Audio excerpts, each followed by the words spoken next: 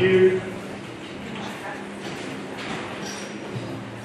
And I'm delighted to introduce an old friend of mine, Professor Andrew Cotto. He used to work with him in the UK.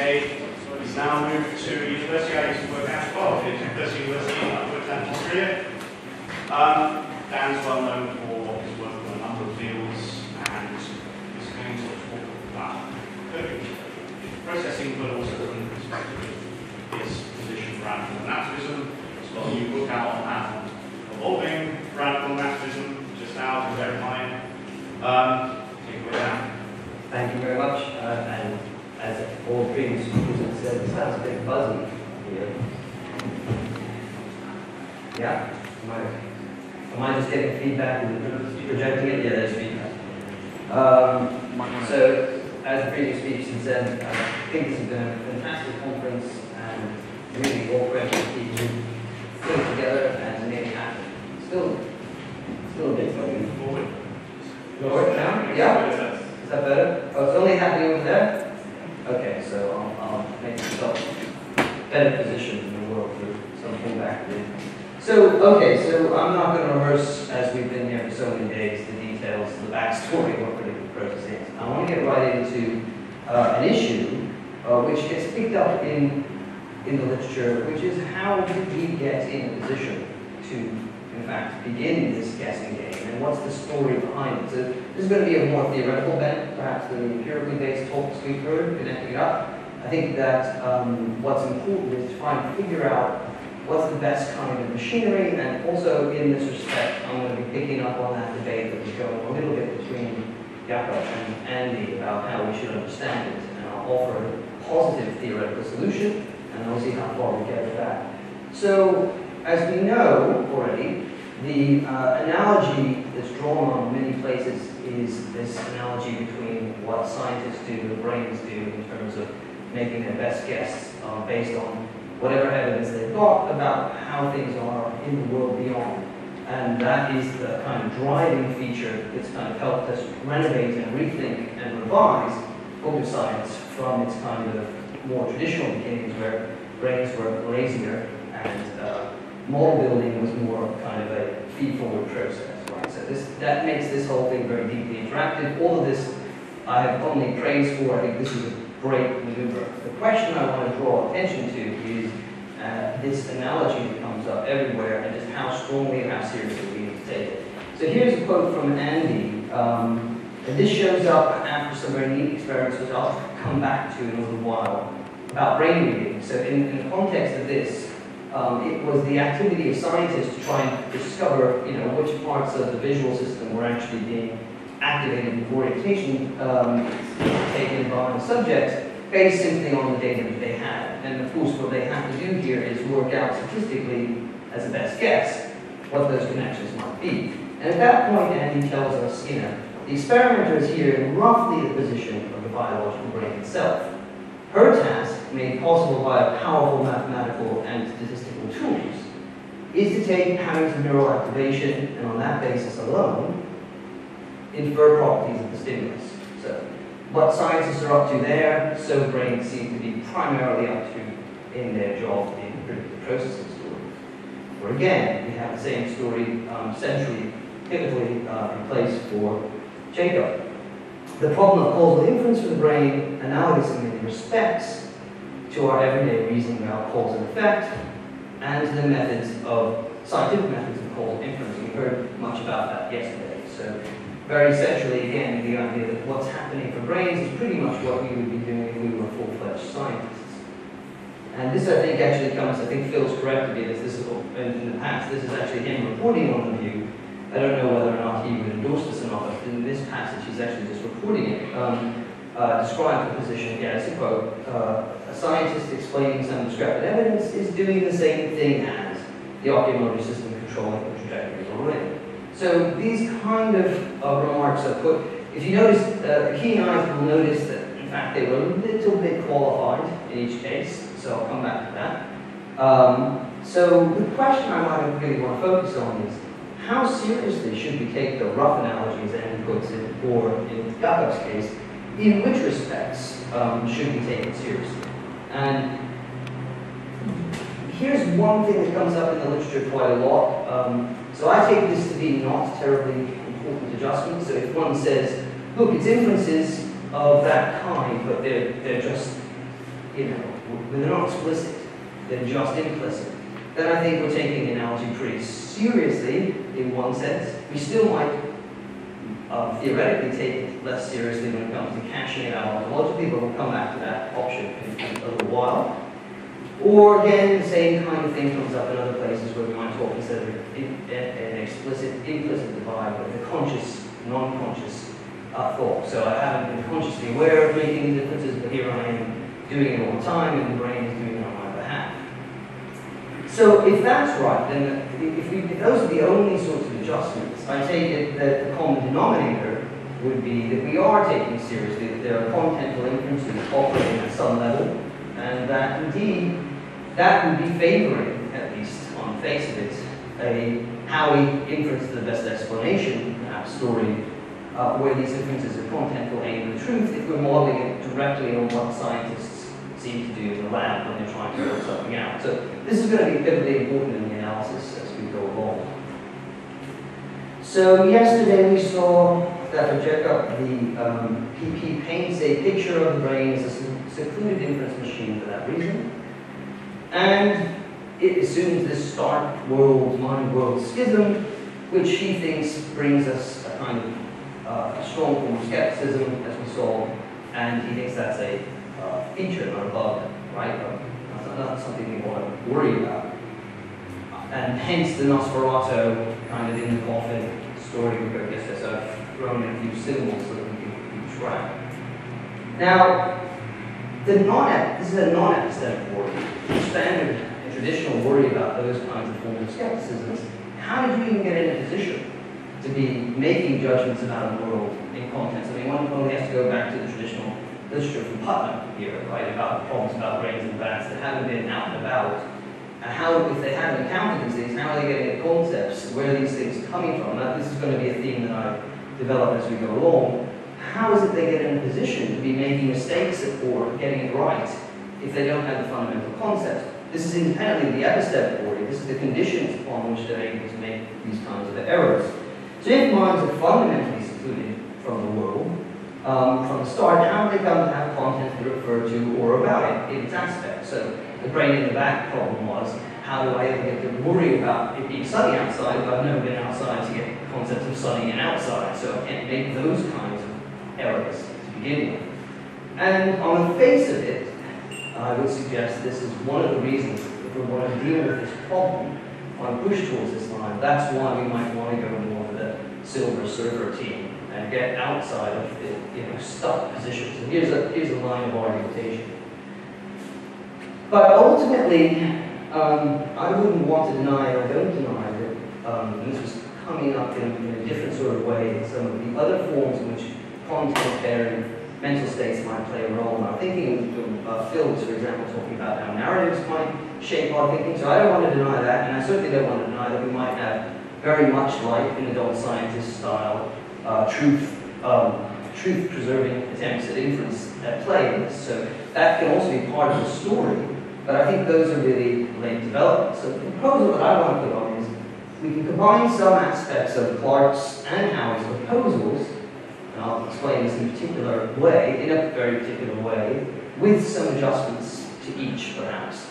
And in particular, I want to preserve Andy's talk of accommodation that was being contrasted with the more inference-based story as the base level, and then show that there's a story to tell about how we can have both of these things in without thinking of operating in one single currency of inferences all the way up and down.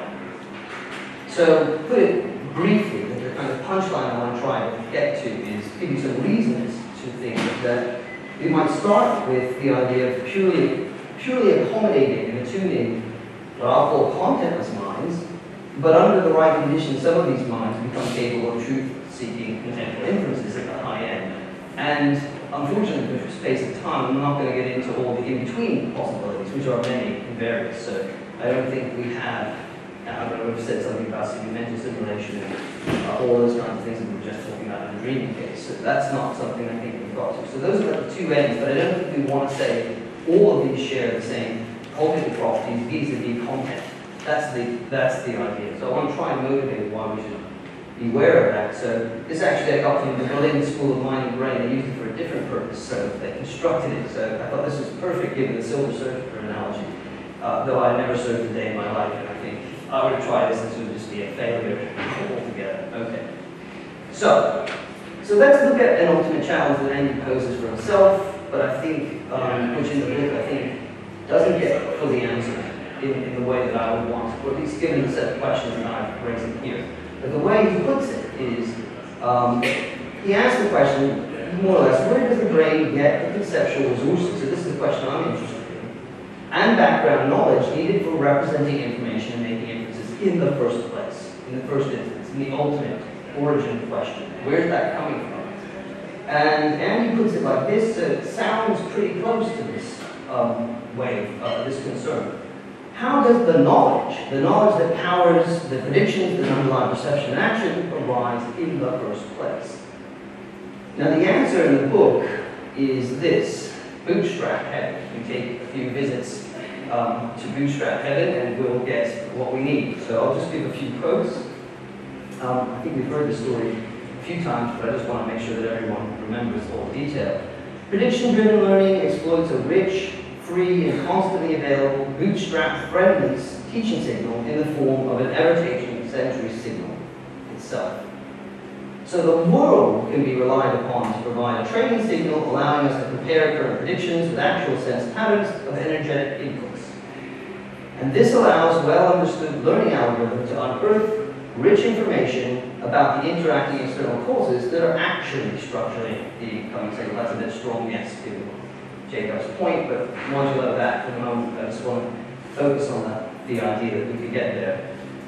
So, to put it simply, the prediction task is thus a kind of bootstrap effect. We go to the world, we make our predictions, we make the adjustments, we do active inference, we engage, we get better, we keep doing this, we advance, and you can see how this would go. I have no complaint about that part of the general structure of the story. So we get our way through our cognitive achievements through this kind of bootstrapping.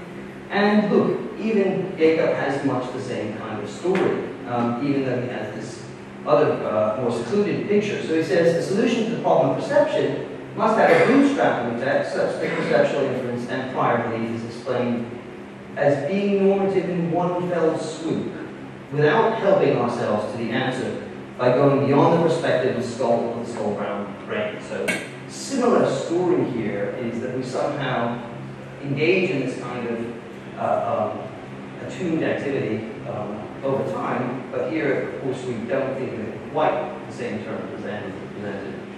But nonetheless, bootstrapping is supposed to be the solution. So let's come back to what information-based inferences look like in some real cases, and then I want to come back and think about how we're supposed to make sense of that with respect to what the brain's up to. So I'll take the one that Andy himself talks about in both these studies, which are interesting. So fMRI activity patterns in the human visual cortex turn out to be sufficiently reliable to predict what stimulus orientation the subject is viewing on individual trials. So this is fun because now it looks like brain reading from these details becomes possible. I get a sense of what you're actually looking at. Ensemble fMRI activities, for example, in V1, V2, led to precise decoding which of the 8 orientations the subject saw on individual stimulus trials. So this kind of gives you an insight to, this is still very early days for this kind of work, but it's exciting to see that they get these kind of correlations and results. Okay. Of course, don't rush to be too excited because as people working in the field will caution, rightly so, the ability to decode as an external observer does not mean that we have identified a code by which the brain represents the information. So it could all be the case that whilst we find these correlate to certain concepts and things that we know about, we don't really understand what it's being used, the brain is using it for, or indeed how it's understanding these things. And I'll come back to this, even if it's understanding it in any way at all. I'm going to be skeptical of that last point. So just to flag up where I'm heading. Information in neuroscience is often measured with an implicit experimenter as receiver assumption rather than thinking in terms of the cortex as receiver. So the usual inflation of these two things is that we overestimate what these discoveries are really telling us.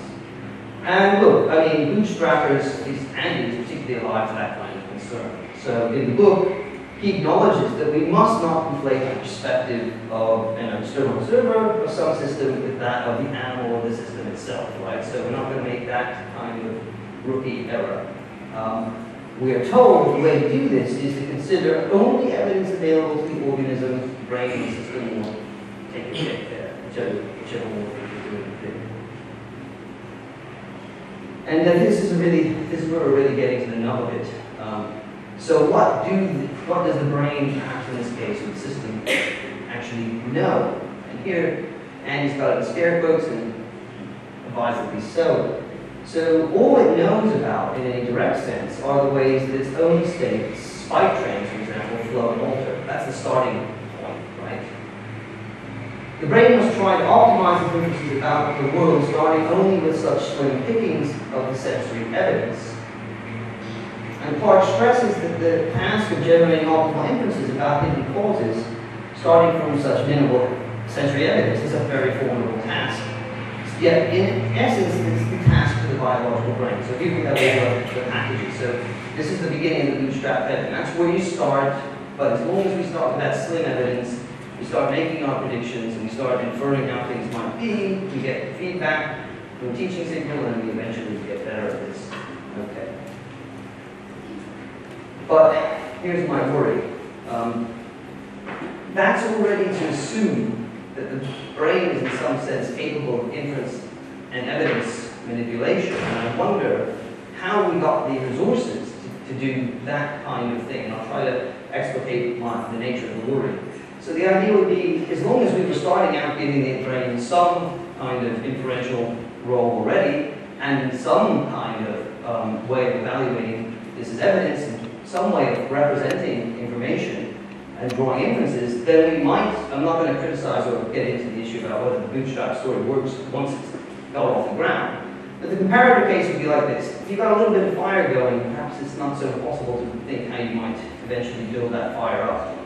But the question, the fundamental question, the ultimate question is really how do we get the resources to get the fire going in the first place?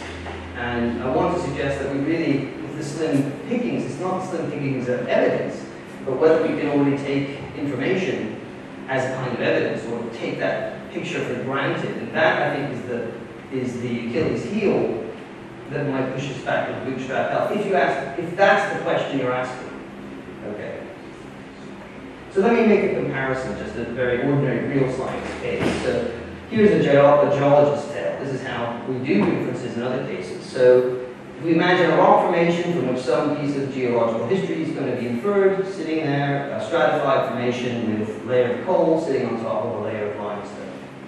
So the coal remains in the ancient, is the remains of an ancient forest, let's say, and it may be said to represent the forest in this case. And we say so using our concept of the forest and applying it to that data set.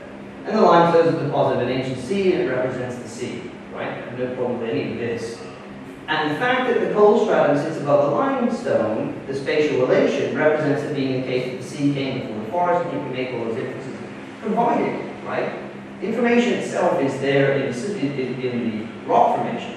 But you can do all that provided you've got those concepts and you've got that kind of inferential skill, right? So that makes perfect sense for how we would do this. But the question for the brain was, where did it get similar resources to do things with spike trains and such like? And how seriously do we want to take the analogy at exactly this point? So consider this a devilish challenge. It's the fundamental challenge elsewhere in the literature is where are we getting these initial representational capacities? And coming from Alex Rosenberg, you know, he'll ask us this: whatever the brain does, it doesn't operate on states that contain sentences and are about things, facts, events that are outside of the mind. So if this is right for a moment, or at least this is the challenge, unless we have an answer to show why this is wrong, we can't simply help ourselves as a primitive to the idea that the brain has those resources. And it's a big issue in cultural science to explain, well, if we want to say that it has them, where does it get them?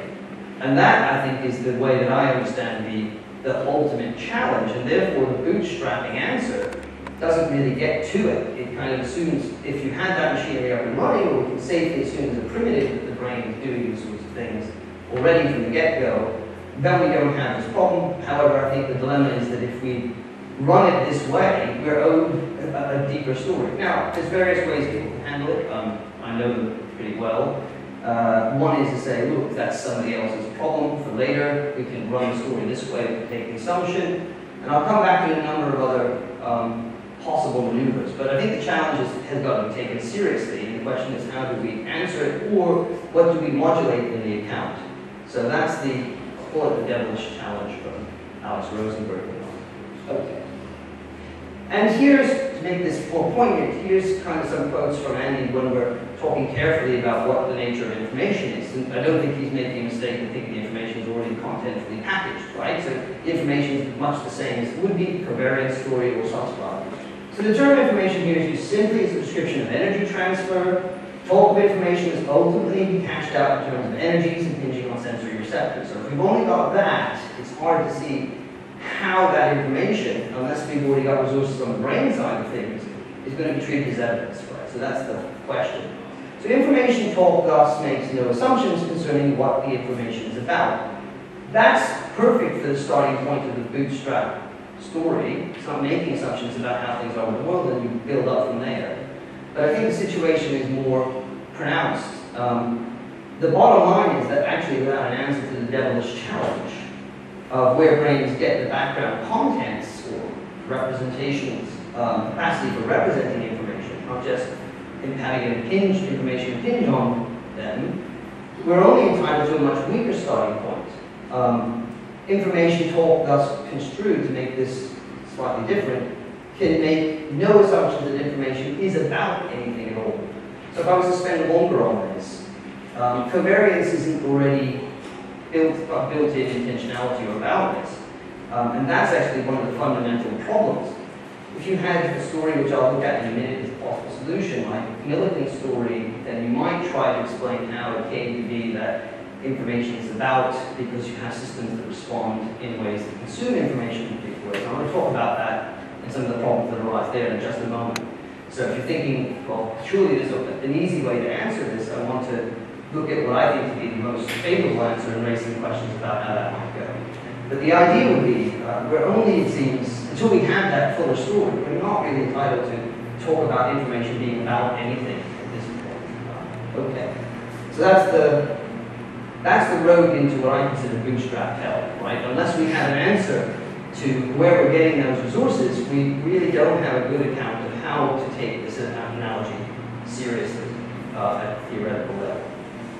And look, I want to be clear, sometimes people confuse this, and you can maybe see this better as we go through. I'm not endorsing thereby liminalism about this, right? So that is actually Rosenberg's super devilish proposal, but we get right here and now we just obliterate and live with this consequence and learn to get over the illusion. So he'll say that the brain no more has original intentionality, or might say natural intentionality, than anything else does, is the hardest illusion to give up, and then we have to rethink everything. So what are the three main options that I'll consider, putting aside, just for the moment, liminalism? If anyone wants to argue for it, then we can have that discussion too. But the main options barring liminalism might be one of three. So if you take the brain science analogy seriously, and then give right away, or at least promise, a straight answer to the devilish challenge, right? So you could say, here's the theory of content that I'm using, here's my theory of representation, or I don't have one, but we're actively developing it. That's not irrational or problematic, but it's one possible answer to that puzzle. Another move, and actually I just want to test a little bit, directing to Andy where he sits on this, is you don't take the brain science analogies too seriously. So we go fictionalist or Dennett style, mild realist at this point, and sort of say, look, this is not meant, even though we talk about it being the core of the story, we don't need to take it too seriously when we get down to it. So that's another possible way of dealing with this, but I don't, for lots of reasons in the discussion, I don't think that's the favored answer either. Another one, which I'm going to try to persuade you of, is don't take the brain science analogy too seriously at all levels. Go non-representational about the most fundamental levels, and then figure out how we get into this ability to actually represent the world and have those resources later on. Don't postpone this, don't try to explain it using just the resources of biological science or the like. The idea would be you get some purchase on how the system is attuned to parts of the environment, but don't think it's already got all the features needed for doing kind of inference, the best explanation, etc. So there's a kind of halfway house position. Okay. So let me just rehearse quickly what I consider to be pretty much, I think it's actually not far off to say that most people's favorite solution to this kind of problem is something like the Millikan response. It's not the only possible one, but it's the one that usually naturalists tend to lean towards for all sorts of reasons. It's certainly one that I think is strongest, and I picked it too because it's the one that Andy mentions when he talks about push-and-pull representations in the book. It's not expanded upon very much, but it's gestured at. So, when giving a kind of story about how we might put to bed these endless representation wars, Andy makes this proposal at one point that, look, if we want peace in our time, predictive processing can offer us this because it gives us, involves representations that are action-oriented through and through. So whilst they're still a representational story, they're not those bad old, clunky, detached, language default style things. They're these fleet-of-foot, kind of action-oriented, towards the world representations. And this is where he points gestures towards Millikan's work on push-and-pull use. And of course, if you take the straight version from Millikan, what you get is a story in which you're going to get the norms needed for those representations and those resources for treating information as being about something straight out of an evolutionary biology account. At least the initial story will come from a form of natural selection, right? And then it gets filled in with other factors so that we can explain things like individual learning. I think it's actually attractive to most people in the position, but I don't think it ultimately works, certainly not in its own terms. And one of the important points relevant to this discussion is that the original formulation of the project of telesemantics is to show how teleology turns into truth conditions. And Millikan, of course, herself is very clear that that's what she's hoping to get. Okay. But one of the fundamental worries that our dearly departed friend Jerry Fodor highlighted, I think, and quite rightly, and though I don't think Millikan has no answer to this, I don't think that the answer she gives secures the result that she wanted. And here's Fodor's fundamental worry. Look, Darwin doesn't really care about how you describe intentional object or frog snaps in intentional finesse terms or the kind of terms that you would want to talk about truth conditional semantics. Darwin doesn't care how many flies you eat, or cares how many flies, Darwin cares how many flies you eat, but not under which description you eat them. And similarly, that kind of ramifies into the usual discussions around this concerning disjunction, right? In any number of different ways of describing this content, if we thought there was any content here, will yield kind of results that don't narrow down enough thought about what it is that biology is telling us.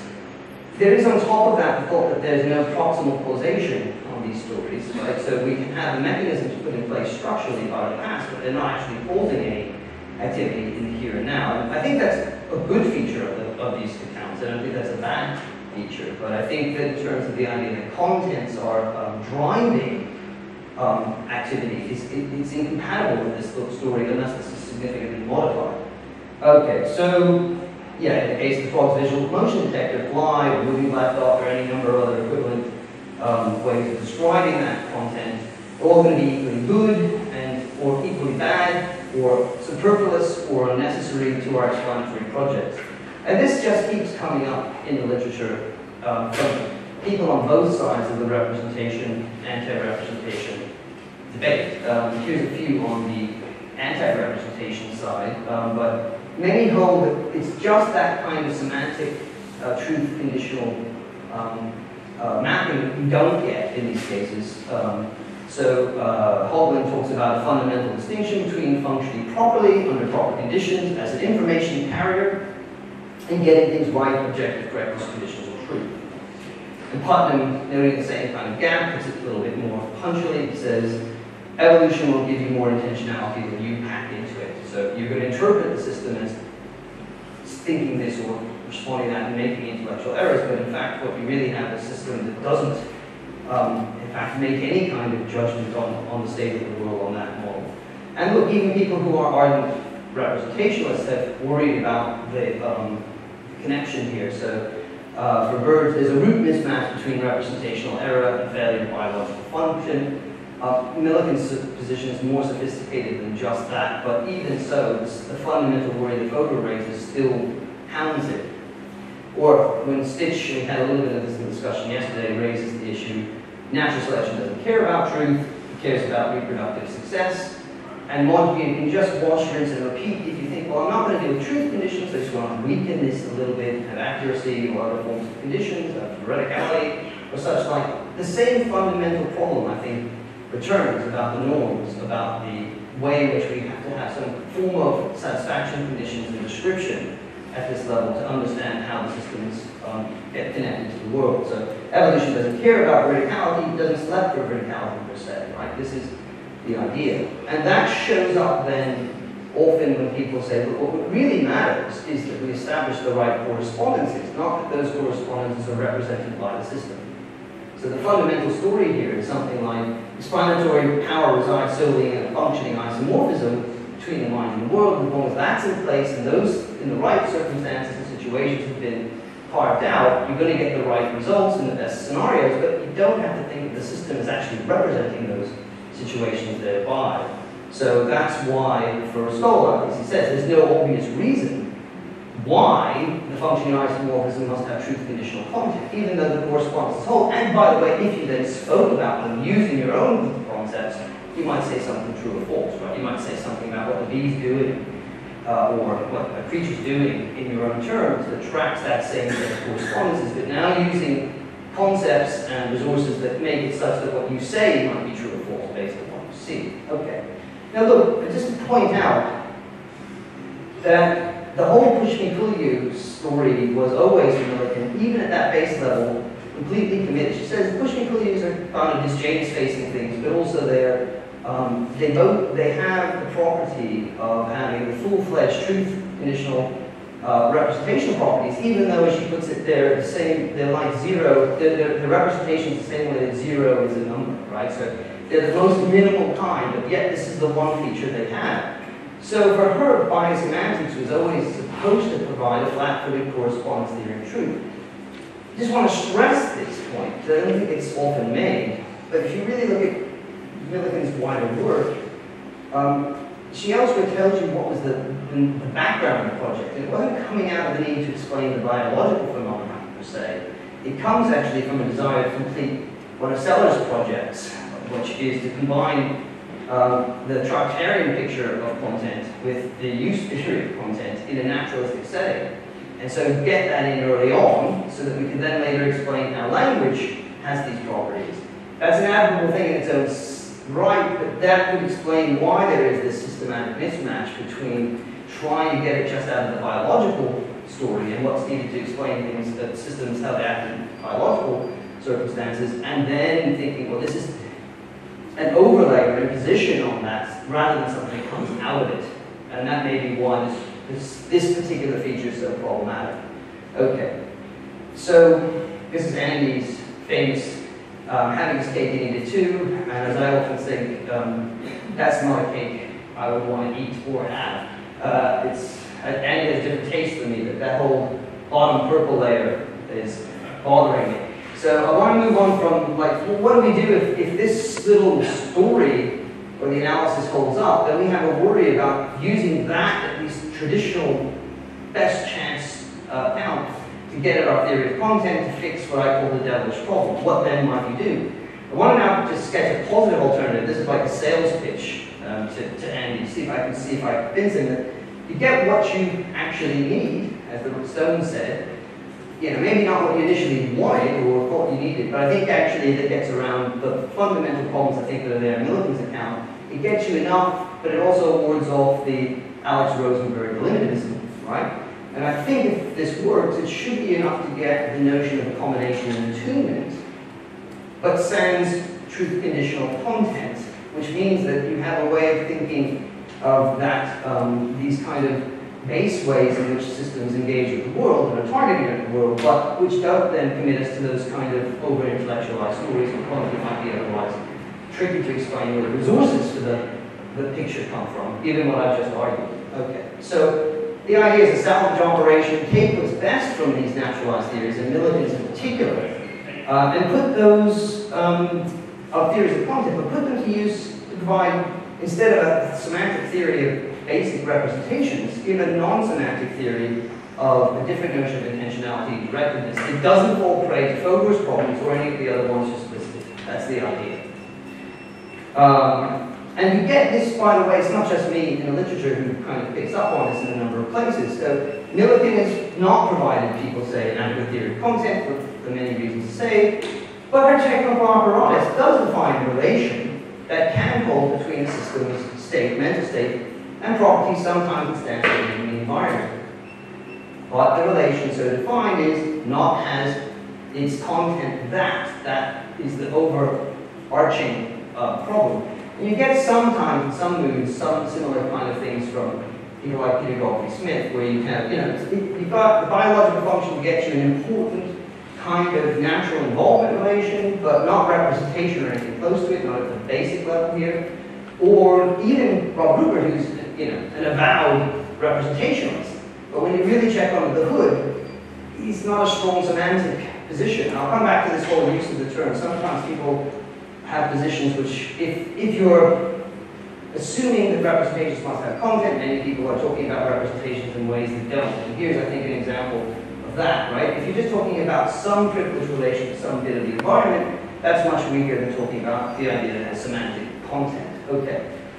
So Remy is in this same kind of camp. It distinguishes two forms of intentionality, which should be fine for naturalists. We don't have to think that all intentionality has all the same properties in every format. And the idea would be that there's these target-based versions, which I think are meaningful to the biological analysis and treatment. And then there's content-evolving ones that must be built atop them and aren't part of the basic machinery of biological minds. That's the idea.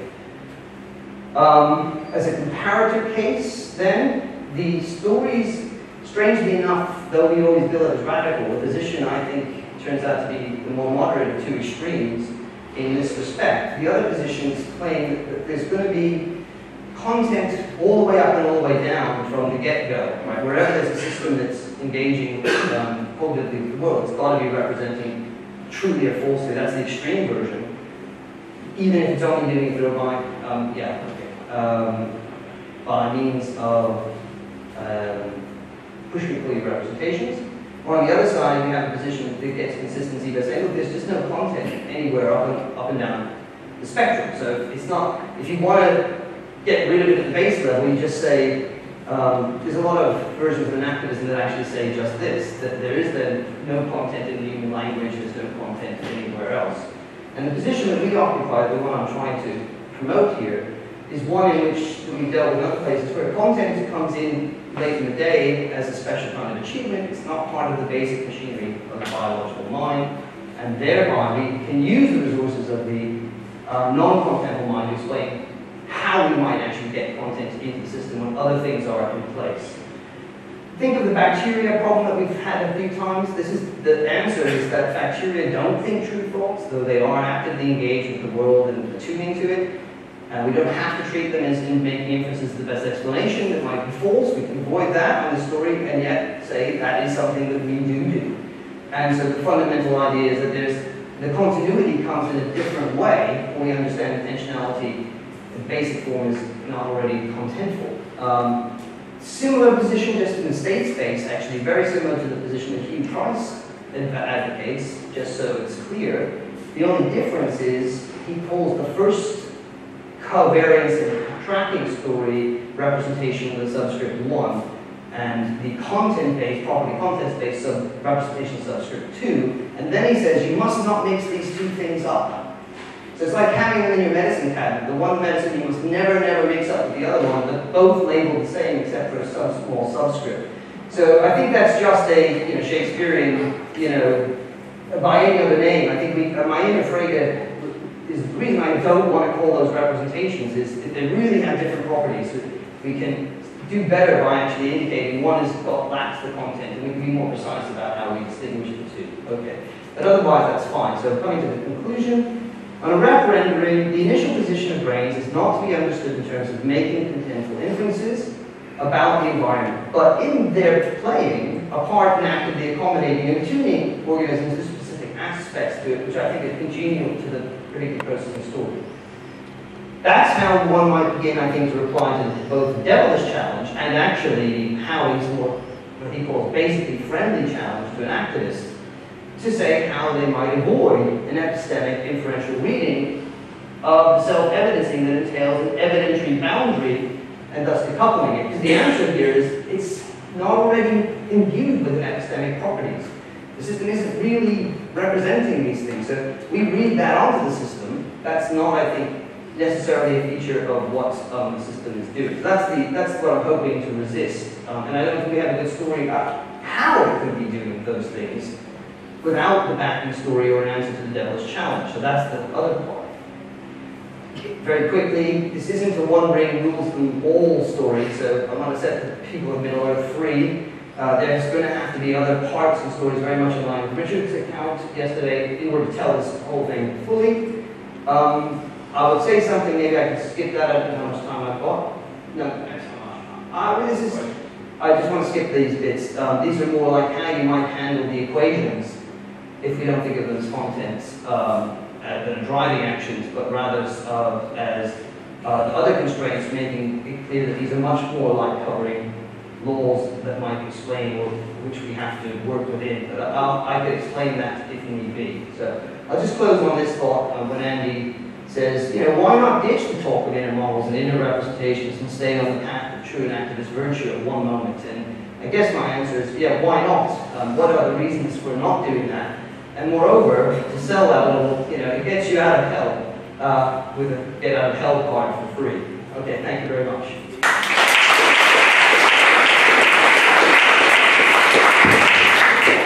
Great, thanks, Dan. Questions?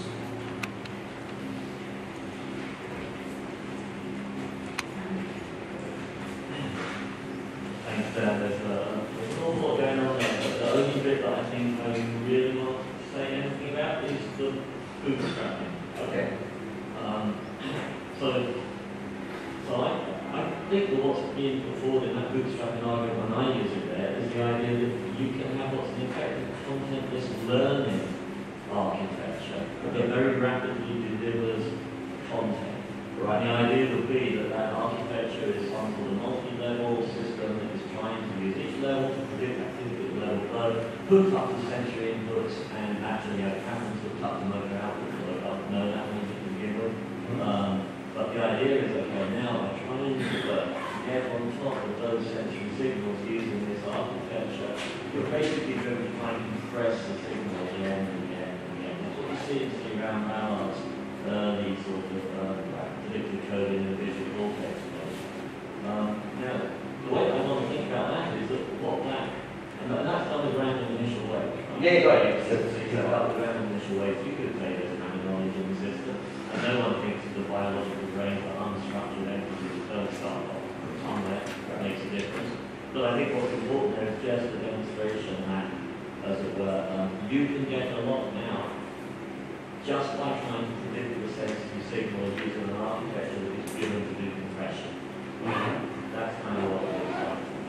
And the way that I think about that is that installs a model that then helps you do a better, more efficient job of predicting the sensory input. If you're a biological system, this is all happening within some sort of routines that matter for a creature like that. But the point is that you bring a model into being by using a learning algorithm that doesn't require anything that looks like knowledge in the first place. Right. But you say it's got an architecture. Right. So where's content? I mean, the idea is just brings content into being, if you like, brings models and carry those shots. I suppose that, I mean, in another writings I've been also pressed harder on what we mean by model and how we want to understand that. So we talk about systems consulting models, or you might say that they developed, I mean, Tristan himself talks sometimes about the whole system being a model, as opposed to being using the model, right? So it depends now on the niceties of that. But even if we allow this, I just want to stress a few things. So sometimes the model just seems to fix the problem, except that if you take it over to, say, the philosophy of science, where people are using it, they're actually looking at philosophy of mind, ground the semantics, so when they want to turn those into... Remember, all this is nothing about you as a single cell organism or anything. This is about you get kind of architecture and what you want to do. Right, okay. Okay, I mean, I'm not sure I'm convinced, but we can talk.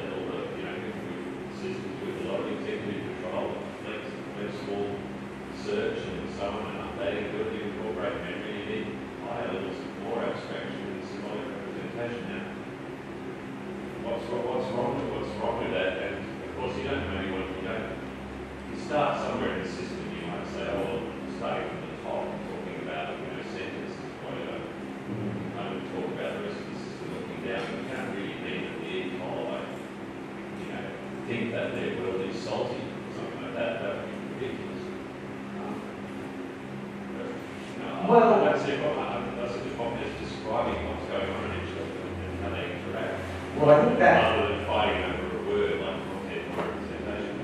Well, okay, fair enough about the word choice. I agree with that. Or the full model, because there's no kind of single national model which is going to do Well, this is the clarity that philosophy requires, right? So let me map this onto the traditional debate. So you might, first of all, think we need more resources than just what's going on in a single system, however compressed. Like this is the worry, to count as being a concept user, or to be in a position to think you're getting things right or wrong. That's the norms that Millikan was trying to push out in biology, and the hope for naturalized semantics was always that you could do that.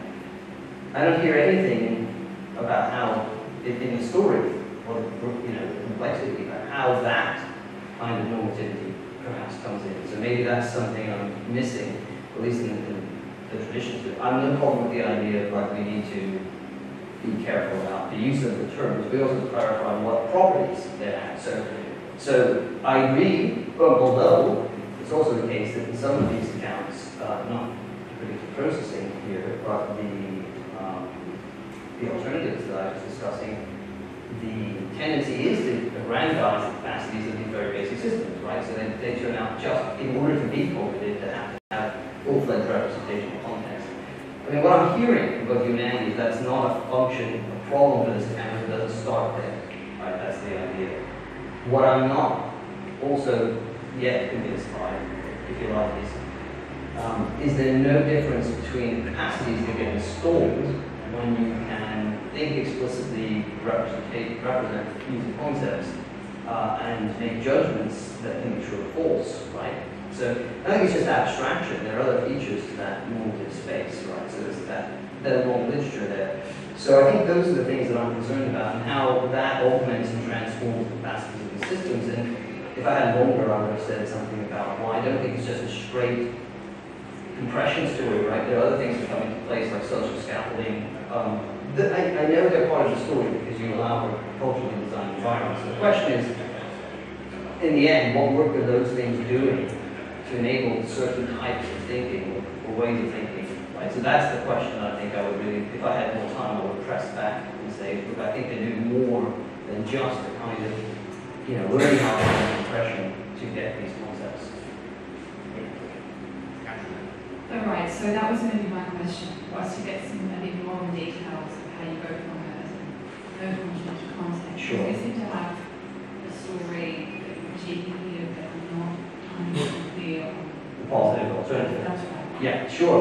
And yeah, I had to stick that whole wing of it. So the barest bones was giving you the idea that you might have, which you could have this notion of intentionality that doesn't already presuppose content, which is important if you then want to explain how we come by it. If we were to spell that out, I would look to the resources you get from having, stable cultural aspects, creation of language, the external symbol systems, how you get into a position to have joint attention, even without already presupposing content. On that model, this is possible. So you can talk about how you modulate with respect to others, and what, for example, that gives us in terms of creating the kinds of normative space that would make sense for talking here about judging and using concepts in the kind of robust way that we do associate without any difficulty with scientific endeavors, right? That kind of thing.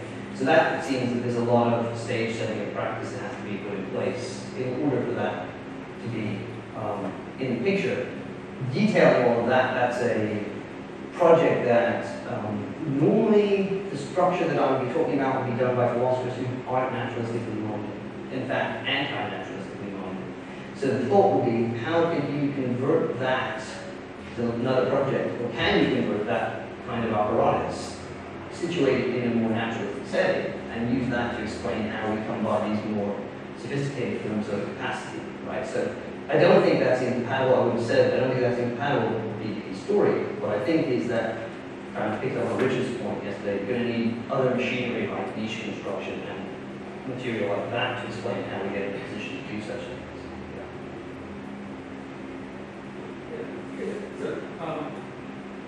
Seeing a bunch of this is really interesting, and I'm sure we can get it all sorted out before the 18 later. I've seen lots of connections, which is really, really interesting. So you want to make this distinction between goes all the way down to E. coli, successful tracking, where there's something vaguely military because you can make a normal distinction between success and failure, and then you get semantic. One of the roots of this debate you were pointing to that Jerry Ferber started and was ultimately involved in was Searle's distinction between selection 1 and selection 4. The idea that you can pick a number of alternative properties that selection might be useful in and distinguish between its right or wrong answers. Okay. I reckon if a selection 4 distinction is a straightforward piece of everyday, people put up alternative hypotheses and test them. Okay. Where you can extend the distinction between selection and selection 4 as genuinely alternative causal hypotheses. So I've actually got a testable claim about if you intervene on this variable, you'll get such and such an effect on fitness. Right? Yeah. When you've got that, you've got the distinctions that correspond to your first one. Yes. And the whole debate, in my view, down to the further and the people who are right, distinctions and so forth, is fundamentally about trying to get the selection of selection forcing to do things which are absolutely not about distinguishing between genuinely alternative scientific hypotheses about the causes of evolutionary change, but instead trying to make semantic distinctions which are not causally distinct. They name the process differently. So that would make a line up. In fact, if you reconstruct your step change at that point, because what you're talking about in selection 4 is alternative causal hypotheses underpinned by all that generalization, you're also going to get, I think, what's probably the right version of Milton's attempt to do the, well, if there are natural kinds involved. Yeah. So that a lot of these things line up with that step change rather beautifully, which, I mean, what I think, just a quick response, I think, if I got everything you said, I'm sympathetic to that, because the part that I skipped was Millikan's half-right answer, right? So she's right, and I think this would tie in. You find out if she's right, what the consumer needs, and that helps to, and that would be your causally robust hypothesis, right? But you're right, that doesn't fully answer, and Ferber was very clear about this in his exchanges, right? That doesn't mean that we need to have these descriptions. as such, but we now have a principal way of actually picking out the target, right? And that's what I'm trying, exactly what I'm trying to preserve with the intentionality with the T contentless, right? So we don't need the semantics, they don't seem to do anything in explaining either, right? How it gets first connected to the word, or even in the ultimate structuring explanation, or in the proximate explanation, obviously they're not causal there. I don't think that's a problem in the second case, because I don't think we need to have these things acting as current causal agents and such to explain the behavior of systems. That gets adjusted in different ways. So that's a different story. But I think if I take what you're saying correctly, I think I agree with it completely. I think that's exactly the kind of, that's the bit I want to salvage and preserve from Millikan and edit some of the other elements. But then I think this can be used as a resource to explain how you've got connected certain aspects of the environment. That's your answer when you say now we start already targeting something, not nothing. That's how we get the thing built. I mean, I think the next question is really the one we were discussing afterwards, which is, do you need more machinery in order to talk about concepts? Or is that just enough to just have things responding and iterating to the world? That's going to be the real fundamental question. Okay, I think on that note we'll walk into some close and thank